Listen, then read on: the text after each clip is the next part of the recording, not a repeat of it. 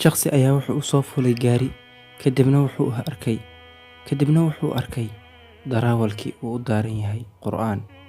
Waa uu weydiiyey darawalkii, wuxuuna dhahay shakhsigii, ma qof ayaa dhintay darawalow? Darawalkii wuxuu ku jawaabay, haa, waxaa dhimatay quluubteena. Waxaa mudan in aan aad ugu tusaale qaadano cibaarooyinkan. Qofka xabsiga ku jira wuxuu u dalbanayaa kitaab musxaf ah si uu iskaga bixiyo kelinimada.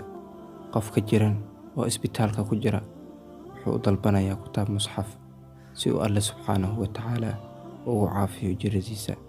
Qofka dhintay wuxuu u jecleysanayaa kutub musxaf ah in uu heli lahaa si uu ugu qaado darajooyinkiisa kor.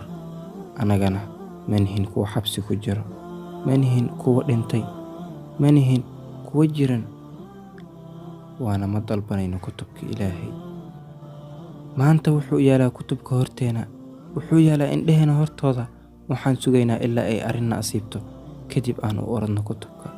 Allahayow, midka qulubta wanaajiyo, midka asturow caybaha, midka ilaaliyow nafta, وصاحب القبور والشافع يوم العبور.